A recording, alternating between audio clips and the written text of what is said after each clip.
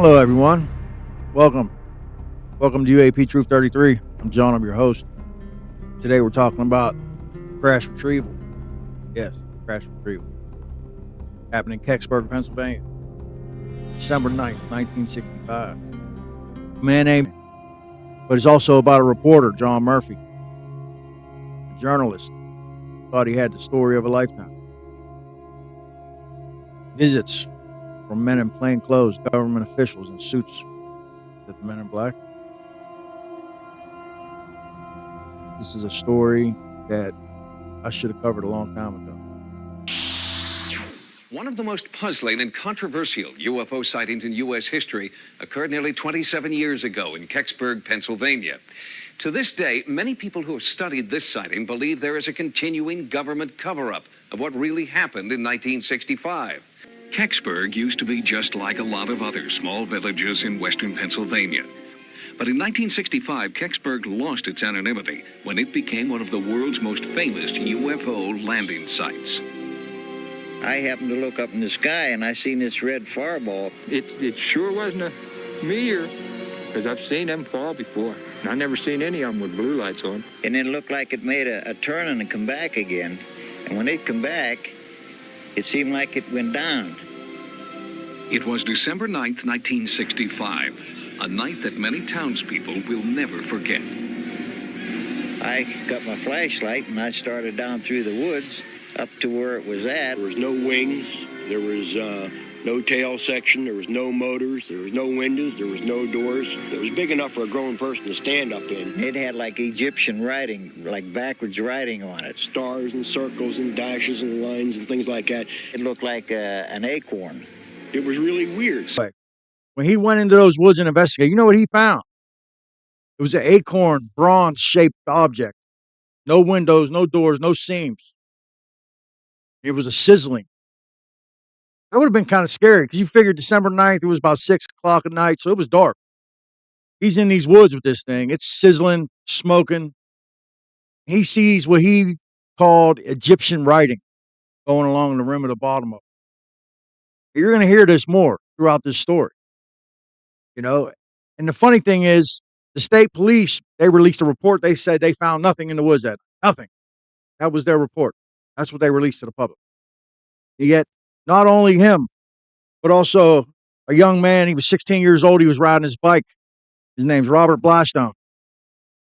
He's seen a flatbed truck go down into that field. Empty. Nothing on the back of it. But when it came back up, there was an acorn-shaped object underneath a tarp on the back of this flatbed. And he said the truck was having trouble getting out of that field. I guess there was like a slope, and the truck was, struggling to get out. So they pulled something out of there. And yet the Army denied even being there, even though the public who was there that night reported guns being pointed at them to keep them away from the scene. One soldier told some boys that you want to do your country a good deed, you'll give people wrong directions, because everybody was coming to this place. This thing was all over the news. They were covering it live. This was a huge event in this small town of Kecksburg. It's actually a village. When you drive up there, it says, "Welcome to the village of Kecksburg." So it's a village. It's a small town. So this was a major incident. And yet the Army denied being there, even though all the people who was there that night said the Army was there. There was also blue berets, people with blue berets. Who's that? That's the Air Force, man. Then there was men in suits who identified themselves as NASA, who was barking out orders at them. This is what the witnesses reported. And Leslie Kean, she was on this story. She filed a FOIA. I mean, this thing reverberated for decades after the incident happened. They retrieved a UAP that night. Here was this large metal object in front of me. I've described it as a large acorn. And the reason I say the acorn is because around the bottom of this object, there was a bumper that went the whole way around this thing. It was dented, and it had a very distinct color. This thing was a bronze, copper, steel. It was a color that it's very hard even to describe. Then, according to Romansky and many other witnesses, armed U.S. soldiers began to arrive with trucks and other heavy equipment. You know, the military started coming in. We were under martial law. Jeeps, trucks everywhere. The MPs were at every corner. Down through the woods come two guys. Trench coats, crew cut hair. He looked around, he looked at the object, he looked at us, and a very authoritative voice told us that this area is now quarantined, it's restricted, to get out. Okay, guys, let's split it up then. According to Romansky and many other witnesses interviewed by Stan Gordon, the object only remained in the ravine for a few hours because the soldiers who had so quickly arrived on the scene recovered the object and took it somewhere else. Here comes this big flatbed truck. The back of this flatbed, they had this big tarp on it, and it was stretched down around this object. And it had the same outline. In fact, I know I could see the bumper under this tarp because you could see the shape of the thing. The tarp was pulled so tight that you could see the shape. And I knew in my mind that was what they brought down off that mountain, the object. The military truck with a flatbed trailer with the object on it departed late that evening from Kecksburg. And from information we now have, the truck continued on and it went to Lockbourne Air Force Base in Columbus, Ohio, where it stayed over for a short period of time. From there, it went over to Wright Patterson Air Force Base in Dayton, Ohio. And there was people involved here. We're talking about somebody who was the president of Penn State University. We're talking about research projects that are being done in universities that are top secret. They're doing top secret research in some of these universities that we don't know about. And UAP Gerb, he goes down that rabbit hole, man. And it was an awesome documentary. That's one of the things that inspired me to cover this. So, state police, firefighters, and the Army were all on scene, right, that night. There was also men in suits who identified themselves as NASA, who was barking out orders.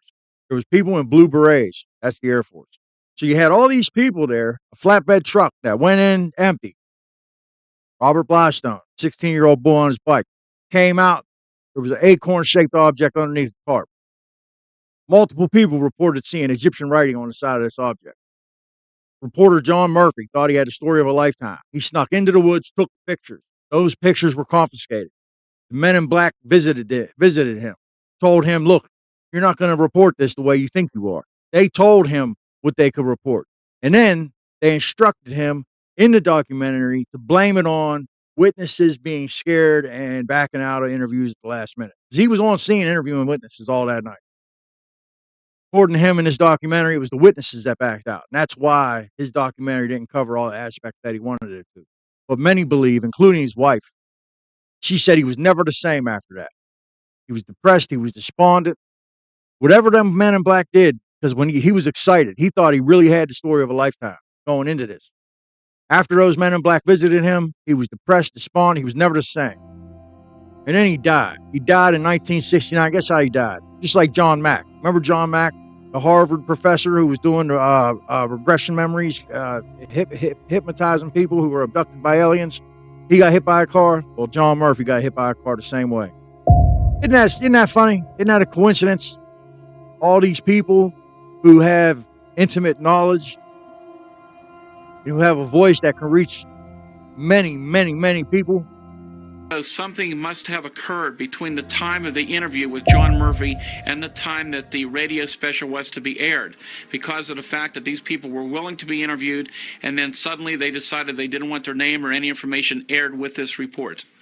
Why? What happened to cause the witnesses to refuse to make their testimony public when they'd been willing to do so only hours before? Did something of unknown origin land or crash near Kecksburg, Pennsylvania? Or didn't it? What could bring the military out so quickly and in such numbers to what is still a rural township in the Pennsylvania hills? Is there an... They always die under mysterious circumstances. Isn't that something? You know, when I think about this, is this why they're not disclosing? Is this why they're not telling us what the hell's going on? Because if they tell us what's going on, they got to tell us about these bad acts these bad actors committed in the name of keeping this secret. That's what it comes down to. That's what we're dealing with here. And it's a goddamn shame. 1965, man. It's the year 2025, and we still don't know what happened down there. John Podesta, chief of staff for the Clinton administration, he even came out when Leslie Kean had this lawsuit. She won the lawsuit, but then NASA said they lost the document. But John Podesta said it's high time that we know about what happened with this incident. John frickin' Podesta came out and said that. So this is high up on the food chain in our government. This was a major, major incident. And there's reports from soldiers who were delivering things to Wright Patterson Air Force Base that seen an object in a hangar that fit the description of this acorn with the Egyptian writing on the side. And they couldn't get into it. They were trying to get into this thing. They couldn't get into it with diamond crusted blades. They couldn't get into it with plasma cutters. They could not get into this object. And that was the report. To further our investigation of Kecksburg, we can analyze multiple witnesses claiming to have observed the Kecksburg bell after it was dragged from the woods that cold winter night. One such witness contacted Stan Gordon before the airing of a 1990 Unsolved Mysteries broadcast on Kecksburg and provided detailed information on his experience with the Kecksburg craft. According to this witness, as a member of the Air Force security team at Lockbourne Air Force Base near Columbus, Ohio, he guarded the object on the early morning of December 10, 1965, after the object had been transported from Pennsylvania. According to this witness, after arriving on a truck, the craft was backed into a hangar and security was greatly tightened around the base. The object, whose description matched the 10 to 12 foot bronze bell, apparently stayed at the base only a short time the morning of the 10th, before being transported to Wright Patterson Air Force Base in Columbus, Ohio. And we do have witnesses who claim to have observed the bell at Wright Pat. This witness, Myron, first contacted Stan Gordon after the airing of the 1990 Unsolved Mysteries broadcast, and was interviewed and investigated by the legendary Leonard Stringfield. The trucker claimed the only reason he would discuss his experience was due to thinking, quote, it would be okay to discuss what he saw since it was now on TV, end quote. The word of Stringfield carries much weight for myself and others, and regarding Myron, Stringfield stated in UFO Crash Retrievals The Inner Sanctum Status Report 6, quote, after a number of lengthy interviews and getting his testimony on videotapes at his home by a medical friend and research associate, Dr. Brian Thompson, I feel convinced of Myron's sincerity, end quote. Stringfield's analysis of Kecksburg would remain extremely balanced. We can take, for example, Stringfield's discussion of an insider known as Uncle, who spoke to Stringfield through an intermediary, as noted in 1993 Status Report 3, Amassing the Evidence. Uncle told Stringfield he was on the right track with his research, but cautioned of disinformation. Among Uncle's statements were claims of understanding alien biological structures, that UFOs were of benign origin, and that the Kecksburg case involved a crashed spy plane, while the heavily contested Fort Riley and Johannesburg, South Africa crash cases were true. All this is to say that Stringfield did in fact note opinions against Kecksburg, but still pursued the case for well over a decade. Anyways, back to Myron. As noted for the record by Stringfield, Myron stated he and his cousin J.S. worked for a family-owned shale and tile brick business in Ohio. 2 or 3 days following the Kecksburg crash, the company was contracted for a large order of special glazed bricks to Wright Patterson Air Force Base. The customer, the U.S. Navy, according to Myron, sent a representative to the business to select and inspect the bricks. Myron claimed receipts of this transaction were lost when the business was sold to new owners. The specialty brick in question was a, quote, double-glazed engineered brick, end quote. Myron would later state the purpose of these bricks were to build a double-thick, lead-lined protective structure around the Kecksburg UFO to protect against radiation. The shipment of bricks was delivered at a designated gate where Myron and JS arrived in different flatbed trucks. Once outside Wright Pat, a 2- or 3-star general dressed in a blue uniform led the delivery men to a warehouse ahead. The destination for the bricks was a brick warehouse, 50 to 80 feet inside, accessible by a narrow blacktop driveway surrounded by rows of offices and a power plant. To quote Myron, nearby the building was a, quote, Army 35-foot-long tri-axle lowboy that I later learned transported the object. A tarp was still draped over its midsection, end quote. Myron noticed 4 or 5 frantic personnel outside the building, equipped with white coveralls, visored headgear, rubbered gloves and boots, and a Colt 45 pistol, quote, who were running around like chickens with their heads cut off, end quote. From Myron's point of view, the people inside the warehouse were solely concerned about the object inside the building. The personnel and delivery men unloaded the bricks by hand from trucks to pallets, where Myron noticed the men were Navy, not Air Force, by insignia on their uniforms. During a break from unloading the shipment, Myron somehow managed to approach the warehouse's door undetected and peer inside. He observed metal scaffolding around a large, strange object with men at work. Puzzling to Myron, parachute silks were suspended from the ceiling, partially enshrouding the object, lit by one floodlight directed downward. The object was bell-shaped, measuring an estimated 10 feet tall and less than 10 feet wide, appearing metallic with a dull copper or bronze color, but was charred or covered in a sooty residue. Finding pursuing this mystery any further irresistible, Myron asked one of the personnel about his use of an acetylene torch. Myron told Stringfield, quote, "Probably thinking that my presence there meant I had a proper clearance. The man who was wearing a visor told me he was trying to get inside," end quote. Myron further explained to Stringfield the man told him all attempts to gain entry failed, whether torch, diamond-headed drill bits, or acid. And it was being held at Wright Air Force Base, which would make sense because that's right in Ohio. This happened in western Pennsylvania by Pittsburgh. So, of course, they'll probably take it to Wright. But just a crazy, all-around wild story, you know. And the more I researched it, and once I seen that John Murphy got hit by a car in '69 and that he was despondent and depressed for the rest of his life, his wife said he was never the same after this. These people saw something. And I'm going to show you some witness accounts. I'm going to show you from their mouth, what they saw that night, their experiences. You know, and it's just, you know, we're not living in Nazi Germany. This isn't Russia. This isn't China. This isn't how things should be done. They tried to blame it on this Russian probe that fell out of the sky that day.